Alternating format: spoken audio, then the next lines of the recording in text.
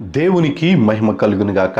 ప్రభు పేరట మీ అందరికీ ప్రకటన గ్రంథ వర్తమానాలకు మరొకసారి ప్రేమపూర్వకమైనటువంటి ఆహ్వానాన్ని తెలియజేస్తూ ఉన్నాం. దేవుని వాక్యంలో నుంచి ప్రకటన గ్రంథము 14వ అధ్యాయాన్ని మనం ధ్యానం చేస్తూ ఉన్నాం. ఈ దినాన 8వ వచనం గురించి మనం ధ్యానం చేద్దాం. ఈ 8వ వచనంలో రెండవ దూత గురించి వ్రాయబడి ఉన్నది. యోహాను గారు పరలోకములో ఉండి సియోను పర్వతము మీద ప్రభువైన యేసుక్రీస్తు 1,44,000 మందితో పాటు ఉన్నప్పుడు ఇంకా హతసాక్షులైనటువంటి వారు అనేక మంది ఆ పర్వతము మీద అధికారము పొందుకున్న తరువాత బైబిల్లో మనం గమనించినప్పుడు భూమి మీద 7వ సంవత్సరము శ్రమల కాలములో 7 సంవత్సరాల ముద్రల కాలములో 7వ సంవత్సరము జరుగుతూ ఉన్నది అనేటువంటి దానిని మనం గ్రహించాం. అయితే యోహాను గారు ఆ సియోను పర్వతము దగ్గర ఆత్మవశుడై ఉండి చూసినటువంటి 3 దూతలలో మొదటి దూత నిత్య సువార్తను తీసుకుని వెళ్ళారు అనేటువంటిది మనం గతంలో ధ్యానం చేశాం. ఈ దినాన రెండవ దూత గురించి మనం ధ్యానం చేద్దాం. చదువుతూ ఉన్నాను 8వ వచనము 14వ అధ్యాయము ప్రకటన గ్రంథము. వేరొక దూత అనగా ఆ రెండవ దూత అతని వెంబడి వచ్చి మోహోద్రేకముతో కూడిన తన వ్యభిచార మద్యమును సమస్త జనులకు త్రాగించిన ఈ మహాబబులోను కూలిపోయెను అని చెప్పెను. ప్రార్థన చేసుకొని ఈ వాక్యం గురించి మనం ధ్యానం చేద్దాం. ప్రేమ కలిగిన తండ్రి, మహిమ కలిగిన మా యేసు ప్రభువా, మరొక పర్యాయం మీ దగ్గరికి వస్తూ ఉన్నాం. అద్వితీయ సత్య దేవుడవు నాయనా, మహాగణుడవు తండ్రి, మీ మహాకృప చేత మట్టి ముద్దగా ఉన్నటువంటి మమ్ములను నీ స్వరూపములోనికి, నీ పోలికలోనికి మార్చి నిత్య జీవమునకు వారసులుగా ఉండడానికి, మహిమకు నాయన వారసులుగా ఉండడానికి, పరలోకపు రాజ్య పౌరసత్వము సంపాదించుకోవడానికి మీరు మాకు ఇచ్చిన ఈ ఘనమైన కార్యాన్ని బట్టి మీకు స్తోత్రం. తండ్రి, నీ యందు విశ్వాసం ఉంచినటువంటి బిడ్డలు ఎదురు చూస్తూ ఉన్నటువంటి రాకడను గురించి సరిగా నాయన మీరు మాతో మాట్లాడుతూ ఉన్నందుకు మీకు వందనాలు. అర్థమయ్యే రీతిలో మీరు మాతో మాట్లాడుతూ ఉన్నందుకు మీకు వందనాలు. కనికరపూర్ణుడా, ఈ దినాన్ని కూడా మీ పాదాల దగ్గరకు వస్తూ ఉన్నాం. వీక్షిస్తున్న బిడ్డలందరికీ కూడా సరిగా అర్థమయ్యే రీతిలో ఆత్మ నింపుదల కలిగి ఆలకించగలిగే బుద్ధి జ్ఞానమును దయచేయండి. అయా తండ్రి, మాట్లాడుచూ ఉన్నటువంటి మీ దాసుడునైన మీ సిలువ చాటును మరుగుపరచి మీరే మీ మాటలు నా నోట ఉంచమని యేసయ్య పుణ్యనామమును అడిగి వేడుకొని ప్రారంభించుకుంటున్నాము తండ్రి, ఆమేన్. ఇక్కడ యోహాను గారు చూసినటువంటి ఈ రెండవ దూత గురించి మనం ధ్యానించవలసినటువంటి ఒక మాట స్పష్టంగా వ్రాయబడి ఉన్నది.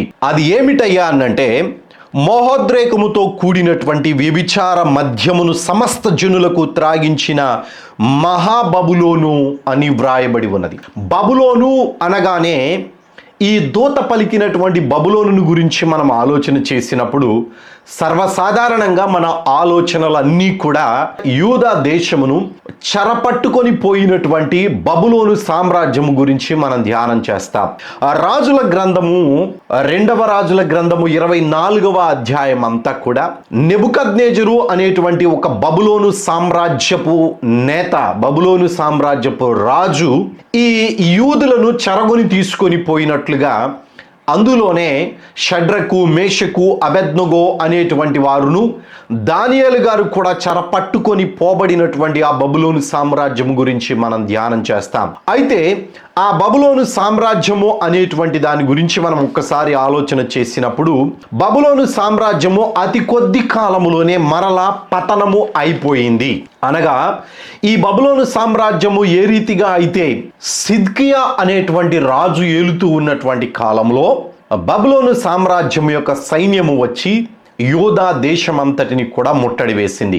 ముట్టడి వేసిన తర్వాత కొంతకాలము కరువు వచ్చింది.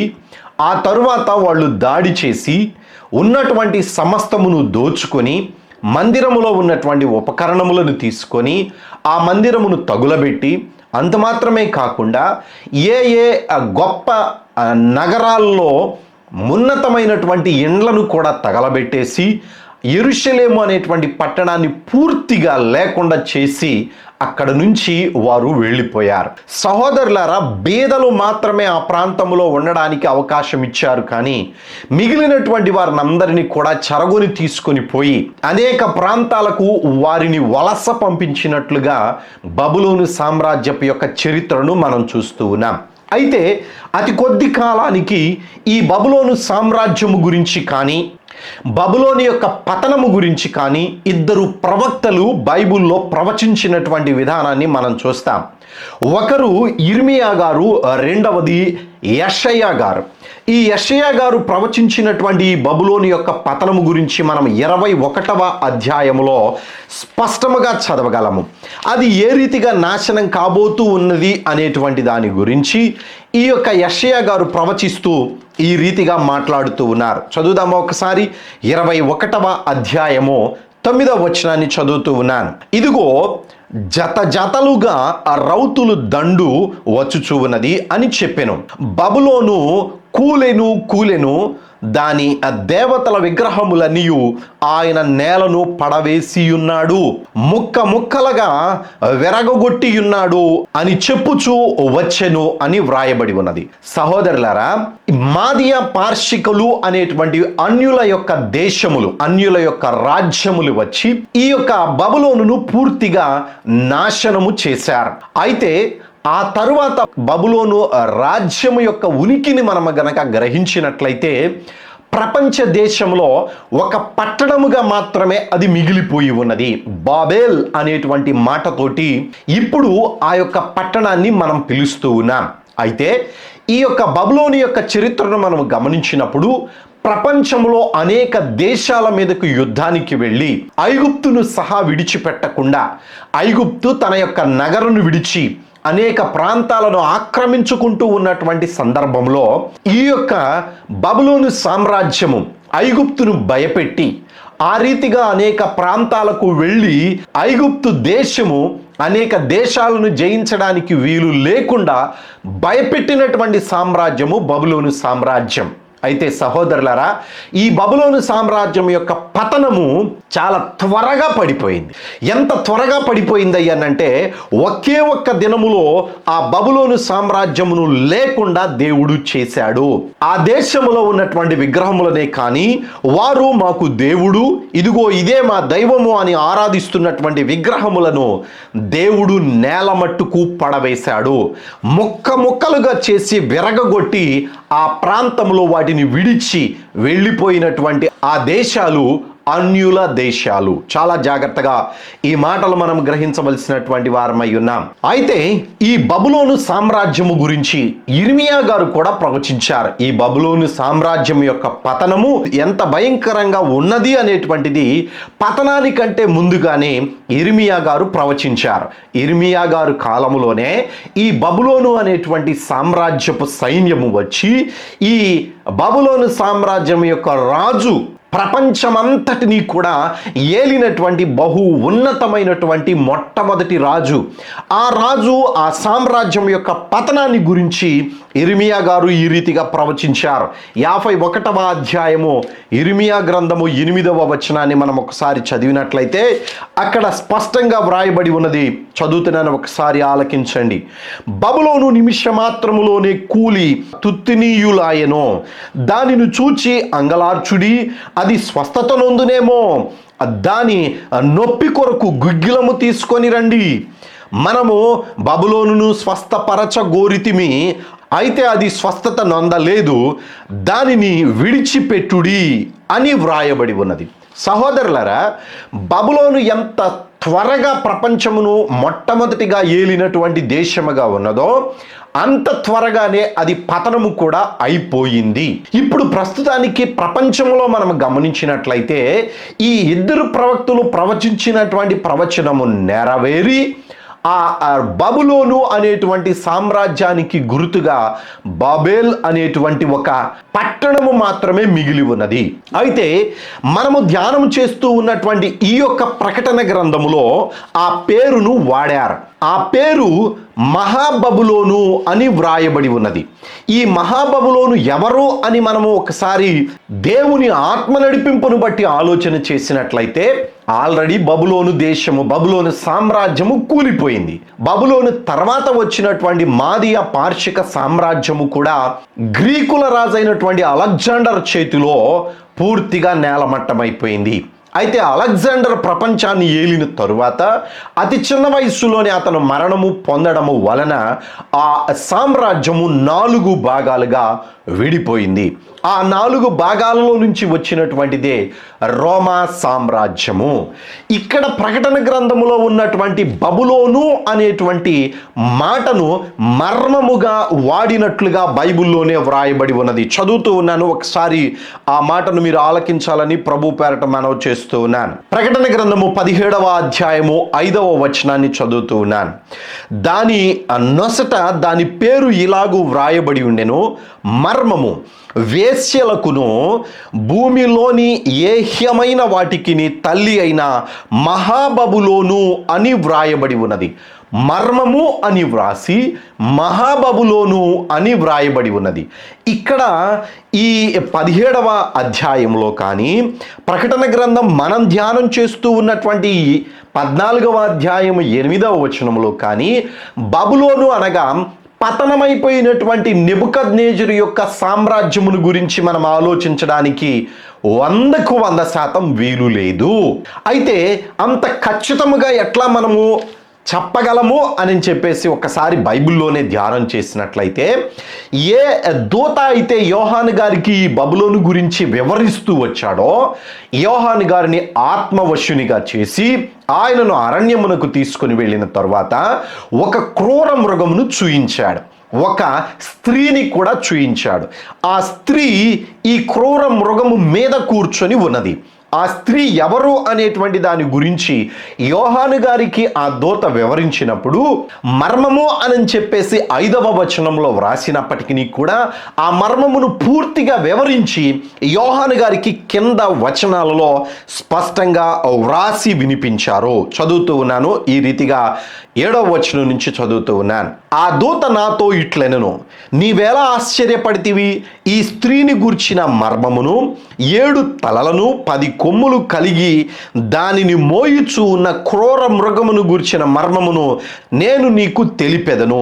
9వ వచనం, ఇందులో జ్ఞానము గల మనస్సు కనబడును. ఆ 7 తలలు ఆ స్త్రీ కూర్చున్న 7 కొండలు.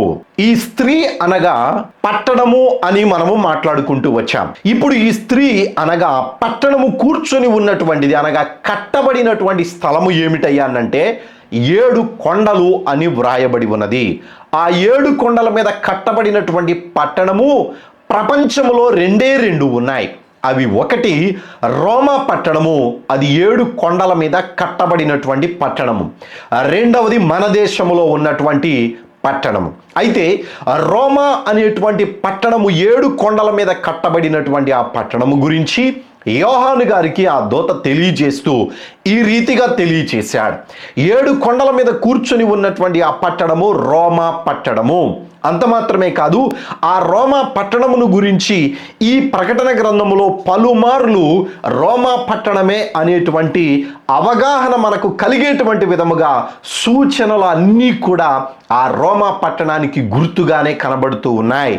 అయితే సహోదరులారా, ఇప్పుడు ఈ రోమా పట్టణము అనేటువంటిది 7 సంవత్సరాల కాలములో ప్రపంచమంతటిని కూడా ఏలాలి అనేటువంటి ఆలోచన కలిగినటువంటి సామ్రాజ్యమునకు ఒక పీటగా వేయబడి ఉన్నది. మీకు ఇంకా అర్థమయ్యేటువంటి విధముగా వివరించడానికి ప్రయత్నం చేస్తాను. సముద్రములో నుంచి వచ్చినటువంటి క్రూర మృగము అనేటువంటి వాడు ఆ రోమా పట్టణములో నుంచే బయటికి వచ్చాడు. రోమా సామ్రాజ్యమును వాడు దొంగిలించి రోమా పట్టణమును వాడి సింహాసనముగా వేసుకొని, వాడి సింహాసనం ఉన్నటువంటి స్థలము రోమా పట్టణముగా ఏర్పాటు చేసుకొని ప్రపంచంలో ఉన్నటువంటి అనేక మహమ్మదీయుల దేశాలను వాడి వైపు ఆక్రమించుకొని ఆ పట్టణమును ప్రపంచమునకు తలగా చేశాడు. అయితే ఈ పట్టణము ప్రపంచంలో ఉన్నటువంటి ప్రతి దేశాన్ని ఏలాలి అనేటువంటి ఒక అధికారమే మోహము, ఉద్రేకము అనగా మోహోద్రేకము అనగా అధికార సంబంధమైనటువంటి వికృతమైనటువంటి కోపము కలిగినటువంటి రాజ్యము అని అర్థము. మోహోద్రేకము అనగా అధికార సంబంధమైనటువంటి వికృతమైనటువంటి బహు భయంకరమైనటువంటి కోపముతో ఆ యొక్క నగరము, ఆ పట్టణము ఉన్నది అనేటువంటి మాటను మోహోద్రేకము అని వ్రాశారు. ప్రపంచాన్ని నేను ఏలాలి, నాకంటే ఇక గొప్పగా ఏది ఉండకూడదు, ప్రపంచమును నా వశము చేసుకోవాలి అనేటువంటి ఆలోచన కలిగిన సామ్రాజ్యపు సింహాసనము ఈ పట్టణములో వేయబడి ఉన్నది. అయితే ఇక్కడ బబులోను, మహాబబులోను అనేటువంటి మాట స్పష్టంగా మనం గమనించినప్పుడు పాత నిబంధనలో ఉన్నటువంటి నెబుకద్నేజరు యొక్క సామ్రాజ్యం ఉన్నటువంటి, నెబుకద్నేజరు ఉన్నటువంటి కాలములో ఉన్న బబులోను సామ్రాజ్యము కాదు.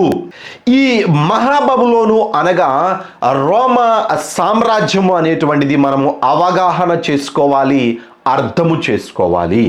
అర్థమైందని భావిస్తూ ఉన్నాను.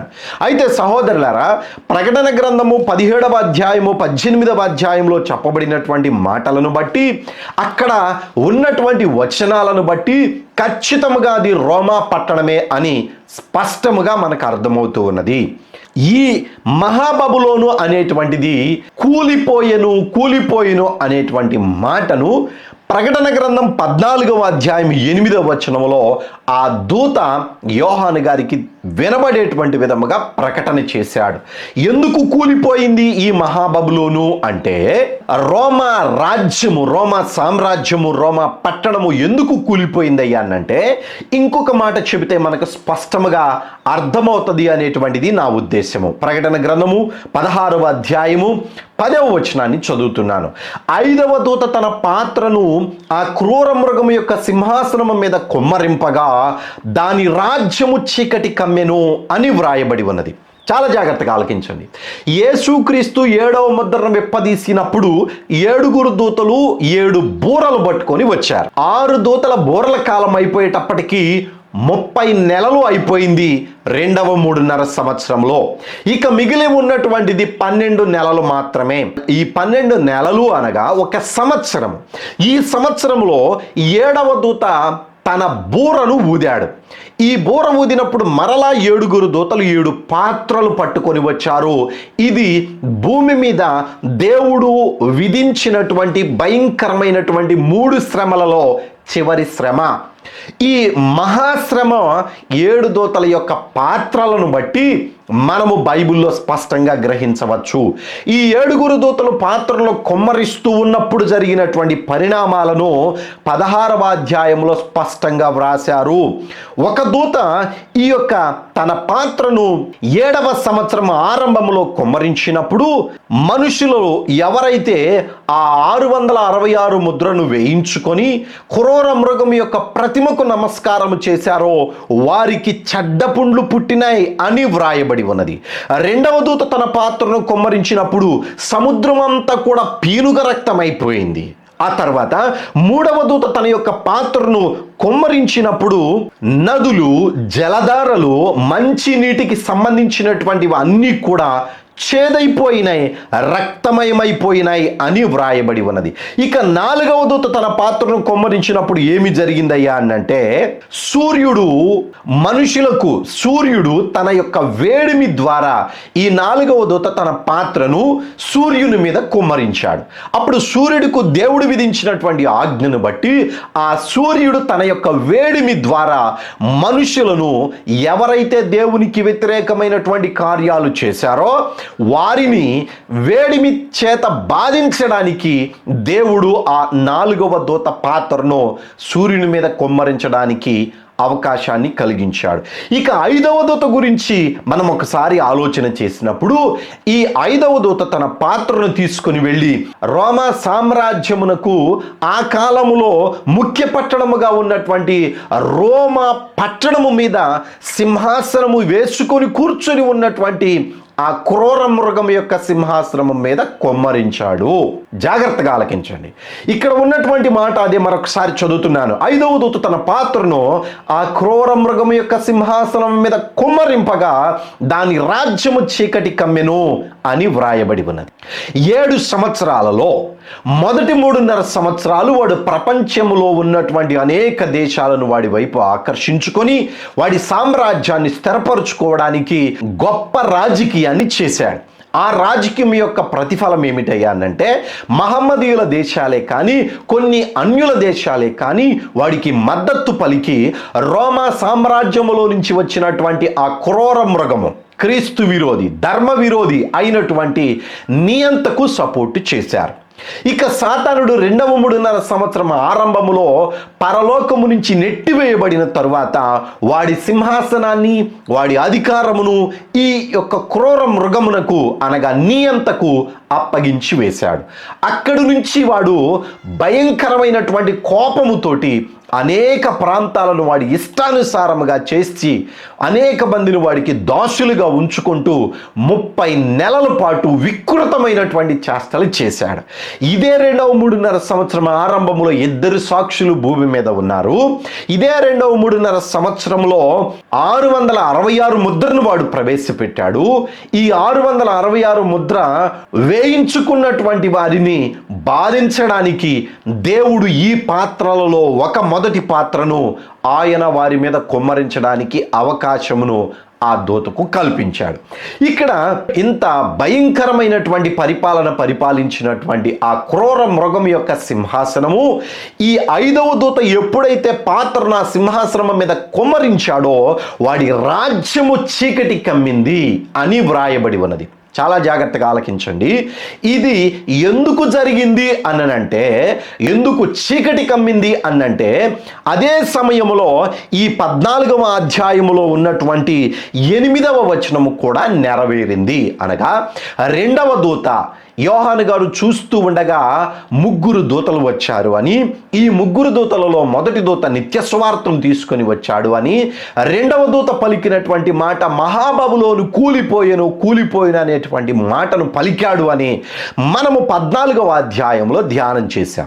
అది ఎప్పుడు జరిగింది అనంటే 5వ దూత తన పాత్రను కుమ్మరించినప్పుడు వాడి సామ్రాజ్యము చీకటి కమ్మెను అని వ్రాయబడి ఉన్నది. సహోదరులారా, ఇది జరగడానికి గల కారణం ఏమిటయ్యా అనంటే, హర్ మెగిద్దోన్ అనేటువంటి యుద్ధమునకు దేవుడు ఇక కొంతకాలమే ఉన్నది అనేటువంటి సంగతిని ప్రజలకు తెలియజేయడానికి ఇశ్రాయేలీయులను దేవుడు ప్రేరేపించి, ఈ యొక్క నియంత అయినటువంటి వాడు ఇశ్రాయేలీయులు కట్టినటువంటి దేవాలయం యొక్క ఆవరణములో ఉంచినటువంటి వాడి యొక్క ప్రతిమను బట్టి కానీ, వాడు చేస్తున్నటువంటి చర్యలను బట్టి కానీ, యూదా దేశమును లేకుండా, ఇశ్రాయేలీయుల దేశమును లేకుండా చేయడానికి వాడు చేస్తూ ఉన్నటువంటి రాజకీయమును బట్టి కానీ, మహమ్మదీయుల దేశములన్నిటిని కలుపుకొని వాడు చేస్తూ ఉన్నటువంటి పనులన్నిటికీ కూడా వాళ్ళు చెక్ పెట్టడానికి, ఆపివేయడానికి వీళ్ళు చేసిన పని ఏమిటయ్యా అంటే, 7వ సంవత్సరంలో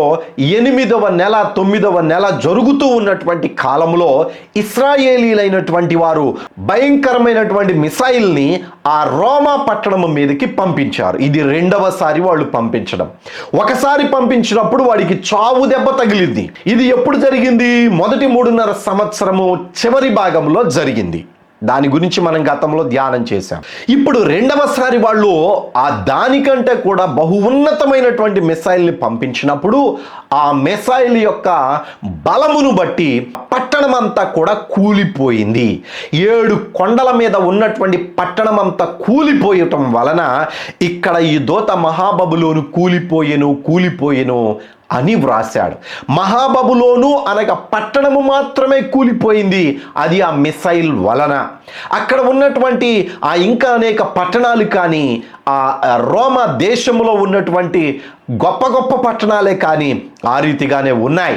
అయితే ఇవి ఎప్పుడు కూలిపోతాయ్యా అనంటే, 7వ దూత తన పాత్రను కుమ్మరించినప్పుడు కూలిపోయినాయి. అది దేవుడు ప్రభువైన యేసుక్రీస్తు ఆగమనమునందు ఆయన తన కాలును ఒలీవల కొండ మీద మోపినప్పుడు ఆ ఒలీవల కొండ 2గా విడిపోయేటువంటి సందర్భములో భూమి అంతా కూడా కంపించి ఎత్తైనటువంటి ప్రతి పట్టణాలు, కట్టడలు, పర్వతాలు అన్నీ కూడా కంపించి నేలమట్టమైపోయినాయి అని 7వ దూత తన పాత్రను కొమ్మరించినప్పుడు జరిగిన సంఘటనలలో వ్రాసుకుంటూ వచ్చారు. నా మాటలు అర్థమవుతున్నాయని భావిస్తూ ఉన్నాను. సహోదరులారా, జాగ్రత్తగా ఆలకించండి. దేవుని వాక్యమును వాక్యముగా అర్థం చేసుకోండి. ఎవరో ఏదో చెప్పారు అని చెప్పేసి, లేదా ఎవరో ఏదో రాశారు అనేటువంటి దానిని బట్టి మనం వాక్యమును తప్పుగా ఆలోచించకూడదు. మన బోధకుడు పరిశుద్ధాత్మ దేవుడు.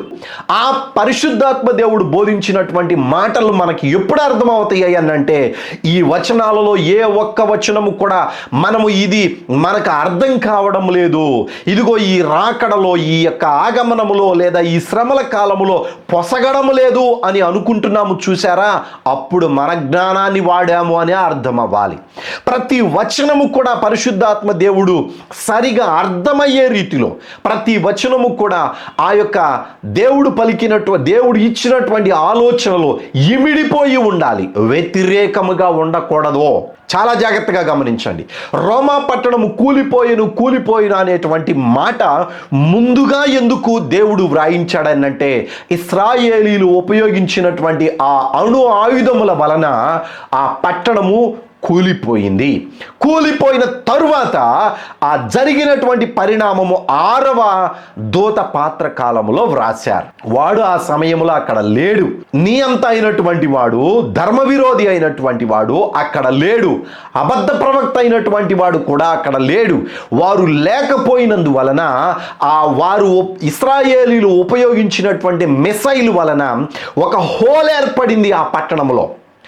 ఆ హోల్ ఎక్కడికి వెళ్ళింది అనంటే, డైరెక్ట్గా అగ్నిగుండానికి వెళ్ళడానికి కొంత దూరమున ఆగిపోయి ఉన్నది. చాలా జాగ్రత్తగా ఆలకించండి. ఈ తర్వాత వీళ్ళిద్దరూ కూడా బయట ఉన్నటువంటి ప్రాంతాలకు వెళ్ళిపోయి, ఇశ్రాయేలీయులు మమ్మల్ని ఈ రీతిగా చేశారు, మా పట్టణమును కూల్చివేశారు, మా సామ్రాజ్యము ఇదిగో ఈ రీతిగా నాశనము కాకుండా ఉండాలి అనంటే మీ యొక్క సపోర్టు మాకు కావాలి అని చెప్పేసి నియంత అబద్ధ ప్రవక్త సాతాను అయినటువంటి లూసిఫర్ గాడు నోట నుంచి 3 కప్పల వంటి అపవిత్రాత్మలు ప్రపంచం అంతటా వెళ్ళిపోయి వారి పక్షమున ఉండడానికి అనేక మంది రాజులను ప్రేరేపించారు. ఆ ప్రేరేపించినప్పుడే యూఫ్రటీస్ అనేటువంటి నది ఎండిపోయింది. అది 6వ దూత పాత్ర కాలంలో జరిగిన సంఘటన. ఎప్పుడైతే వాడికి భయం కలిగిందో, ఇక లాభం లేదు అని చెప్పేసి ఆ 7వ సంవత్సరం చివరి భాగంలో హర్మెగిద్దోన్ అనేటువంటి యుద్ధమునకు ప్రపంచంలో ఉన్నటువంటి వారిని అందరినీ కూడా పోగు చేసుకొని రావడానికి 3 కప్పల వంటి అపవిత్ర ఆత్మలను వారి 3 నోట నుంచి ప్రపంచమంతటా పంపించారు. అర్థం చేసుకోండి, చాలా జాగ్రత్తగా ఆలకించండి. అది జరిగింది 6వ దూత పాత్ర కాలములో. ఇక 7వ దూత పాత్ర కాలము వచ్చేసేటప్పటికి ఆగమనము జరిగింది. ఆ ఆగమనము గురించి మనము ధ్యానం చేస్తూ ఆ వచనాలను ధ్యానించేటప్పుడు స్పష్టంగా మనము గ్రహిద్దాం. అయితే ఇక్కడ ప్రకటన గ్రంథం 14వ అధ్యాయం 8వ వచనంలో చెప్పబడినటువంటి ఈ మహాబబులోను రోమా పట్టణము, రోమా సామ్రాజ్యమునకు కేంద్రముగా ఉన్నటువంటి రోమా పట్టణము, దాని మీదనే వాడు సింహాసనము వేసుకొని ఉన్నాడు. ఆ సింహాసనము మీద ఎప్పుడైతే ఆ 5వ దూత పాత్రను కొమ్మరించాడో వాడి సామ్రాజ్యము చీకటి కమ్మింది. చీకటి కమ్మినప్పుడు ఆ పట్టణము కూలిపోయినటువంటి విధానాన్ని ఇక్కడ పరలోకములో ఉన్నటువంటి దూత ప్రకటన చేస్తూ ఉన్నాడు. మహాబబులోని కూలిపోయెను అని చెప్తూ ఉన్నాడు. దీనిని యోహాను గారు స్పష్టంగా మనకు వ్రాశారు. దాని పతనము అక్కడ నుంచి ప్రారంభమైంది. సహోదరులారా, ఈ 7 సంవత్సరాల శ్రమల కాలములో, 7 సంవత్సరాల ముద్రల కాలములో, 7వ దూత తన బోర ఊదినటువంటి 7వ సంవత్సరంలో దరిదాపుగా 8వ నెలలో ఖచ్చితముగా ఈ యొక్క సాతానుగాడి యొక్క సామ్రాజ్యము, ఈ నియంత యొక్క సింహాసనము, వాడి యొక్క రాజ్యము చీకటి కమ్మడానికి దేవుడు అనుకూలపరిచాడు. ఇక మిగిలినటువంటిది 4-5 నెలలు మాత్రమే. ఈ 4-5 నెలలు అయిపోయిన తరువాత రోమా సామ్రాజ్యము సమూలముగా నాశనమైపోయి ఆ రోమా పట్టణము ఇక లేకుండా ఎన్నటికీ కూడా ఎగసి పడకుండా ఎన్నటికీ కూడా ప్రపంచంలో ఇదిగో ఇది ఒక పట్టణము అని ఉండడానికి లేకుండా పూర్తిగా నేలమట్టం చేయగలిగేటువంటి విధానాన్ని దేవుడు రూపొందించాడు. ఇది ఈ రెండవ దూత ప్రవచించినటువంటి బోధించినటువంటి వచనము. సహోదరులారా, ప్రకటన గ్రంథము 14వ అధ్యాయము 8వ వచనము వరకు మనం ధ్యానం చేశాం. ఇంకొక దూత గురించి ఇక్కడ వ్రాయబడి ఉన్నది. ఈ దూత పలికినటువంటి మాటల గురించి నెక్స్ట్ వీడియోలో మనం ధ్యానం చేద్దాం. ప్రకటన గ్రంథము సృష్టికి చివరి రోజులు అనేటువంటి ఈ యొక్క పుస్తకాన్ని మేము మీకు ఉచితముగా అందిస్తూ ఉన్నాం. కావలసినటువంటి వారు దయచేసి మీ అడ్రస్ను వాట్సాప్లో పంపించండి. ఒక 20 లేదా ఒక 25 అడ్రస్లు వచ్చిన తర్వాత మేము ఈ పుస్తకాలను ఒక్కసారి పంపిస్తూ ఉన్నాం. కొంతమంది లేట్ అవుతుంది అని చెప్పేసి అంటూ ఉన్నారు. సహోదరులారా, మేము ఒక 2 వారాలకి 3 వారాలకి అట్లా పోస్ట్లో పంపిస్తున్నామండి. మీరు అడ్రస్ పెట్టిన వెంటనే మీకు ఒకవేళ రాకపోవచ్చు, దయచేసి మన్నించండి. మాకున్నటువంటి వెసులుబాటును బట్టి 2 వారాలకు 3 వారాలకు ఒక 20-25 పుస్తకాలకు మీరు అడ్రస్లు పంపించిన తరువాత వాటిని పోస్ట్ చేయడం జరుగుతుంది. దయచేసి గమనించండి. మీ అడ్రస్ను వాట్సాప్లో పంపించండి. దేవుని కృప మీకు మీ కుటుంబాలకు తోడై ఉండును గాక. వందనాలు. సెలవు తీసుకుందాం.